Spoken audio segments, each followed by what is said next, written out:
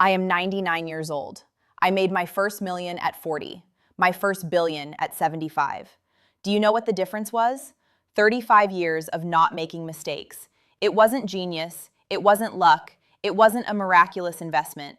It was stopping the same stupid mistakes that 95% of people make until the day they die. And if you erased every penny I have today and sent me back to zero, I would have a million again in 5 years. Not maybe, I would. Because the problem was never money. The problem has always been the mistakes. Before continuing, do me a favor. Watch this video until the end. Don't skip, don't fast forward, because I will show you exactly, with names, numbers, and real stories, why the overwhelming majority of people die without any wealth. And more importantly, the 7 specific mistakes that guarantee this outcome. If you avoid these 7 mistakes and just that, you will already be richer than 95% of the population. Leave a comment with your age and your city. I read each one, no exceptions. And subscribe to the channel. There's no hype here, no market predictions, no guru selling dreams. Just truths that have worked for 60 years. I promise I will tell you things you don't want to hear, but they are exactly the things you need to hear. Let's go. Mistake number 1. You spend to look rich instead of being rich. This is the #1 financial disease of the 21st century, and it is killing more people than any economic crisis. The financed car, the apartment that consumes 40% of the income, the brand name clothes, the expensive restaurant every week, the new iPhone every year. None of this makes you rich. All of this keeps you poor. In style, yes, but poor. I spent 60 years watching smart people destroy their own financial lives. The pattern is always the same pattern. A person gets a raise, buys a better car, receives a bonus, changes apartments. Income goes up, spending goes up too, or faster. This has a name, lifestyle inflation, and it is the silent killer of all wealth. You spend an hour researching a 200 reais toaster, read 47 reviews, compare 3 stores, but you finance a 150,000 reais car because you needed to change, and because the salesperson said the installment fits in the budget. It makes sense. It makes perfect sense. I have been driving the same car for years. I have been living in the same house for decades. I eat the same thing for breakfast for 50 years. Not because I am stingy, because I understood something that 95% of people never understand. Wealth is what you don't see. It's the money you didn't spend. It's the car you didn't buy. It's the dinner you didn't pay for. Wealth is invisible. And because it is invisible, no one admires you for having it. That's why people prefer to look rich rather than be rich. Because looking rich generates immediate compliments. Being rich generates freedom, but only after years. Here's what kills me. The person complains that they can't invest, that there's no money left at the end of the month, that the salary is low. And this same person spends 300 reais a month on streaming, 500 on delivery, 1,200 on a car payment that depreciates by 20% a year, and 200 on a gym they don't attend. That's 2,200 reais a month. Invested at 10% a year for 20 years, over 1.5 million reais. I'm not making this up, it's math. The same math that people refuse to do because the result is uncomfortable. I understand. I understand the social pressure. I understand that it's hard to be the only one in the friend group who doesn't change cars every year. But you know what's harder? Being 70 years old and needing to work because you spent everything trying to impress people who don't even remember you anymore. Period. End of story. Mistake number 2. You think you're going to get rich quickly. This illusion has destroyed more wealth than all the financial crises in history combined. Day trading, crypto, binary options, the friend who tripled his money in 3 months, the Instagram guru who shows off the rented Porsche and says you can too. Wrong. Completely wrong. I've seen this happen 13 times in 99 years. 13 times the same pattern. A new opportunity appears. Everyone rushes to it. The early ones make money and make noise. The latecomers lose everything and remain silent. In the South Sea bubble of 1720, savvy British investors lost entire fortunes. Isaac Newton lost the equivalent of millions.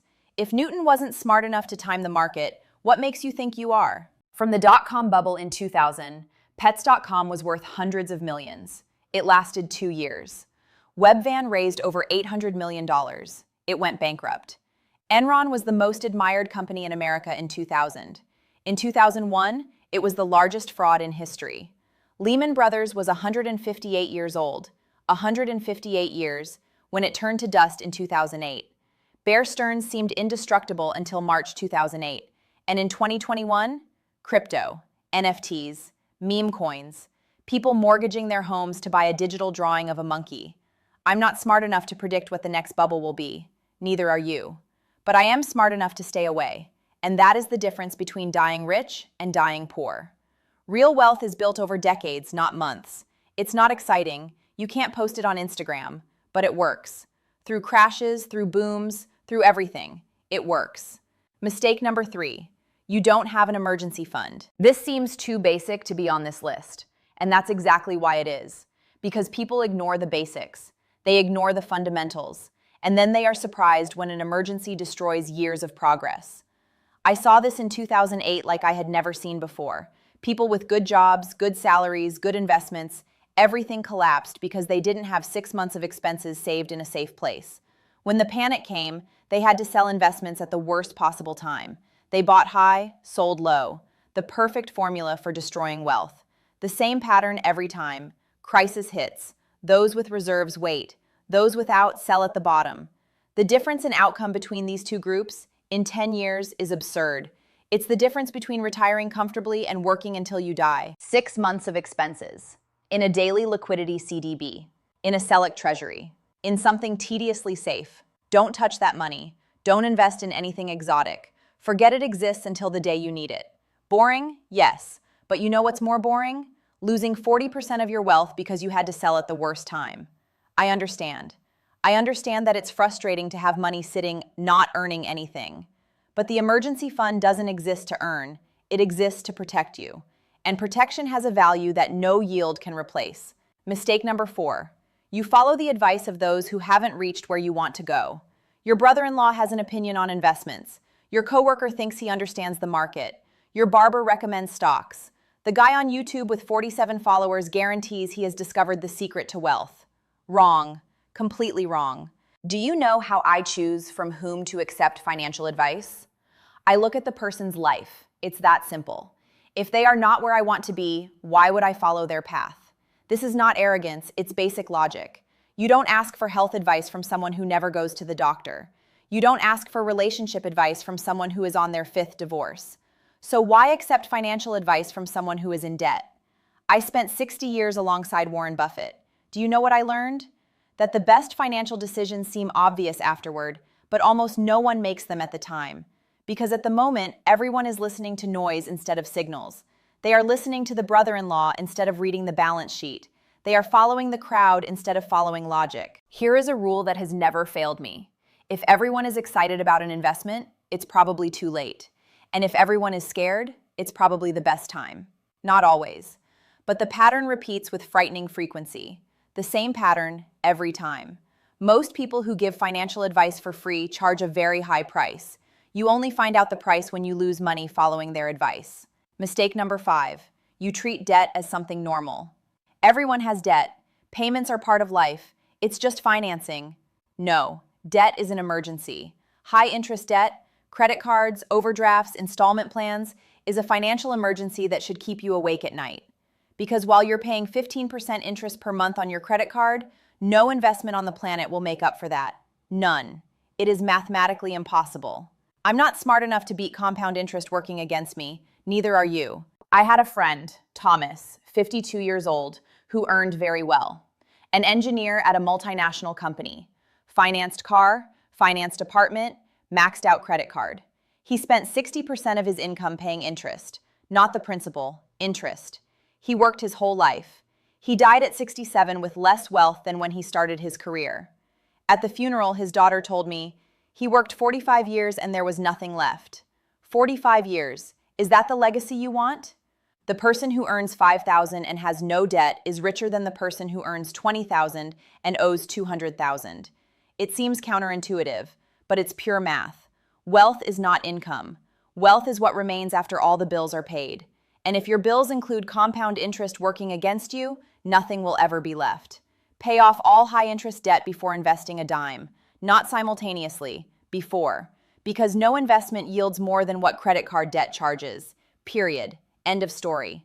Mistake number 6. you don't invest, or you invest wrong. There are two types of people who die poor. Those who never invested because they thought investing is something for the rich, something complicated, something for those who understand the market. And those who invested incorrectly, jumping from stock to stock, buying high, selling low, following hot tips, trying to time the market right. Both groups end up in the same place, with nothing. Investing is simple. It's not easy, it's simple. The difference matters. Simple means that the concept is straightforward. Buy quality assets, diversify, hold for decades. It's not easy because it requires discipline, patience, and emotional control. Three things that most human beings lack. I saw the crash of '87. The market fell 22% in a single day. One single day. You know what I did? Nothing. Absolutely nothing. Because what I owned were stakes in real businesses that generated real value. And real businesses don't lose 22% of their value in 24 hours just because traders on Wall Street panicked.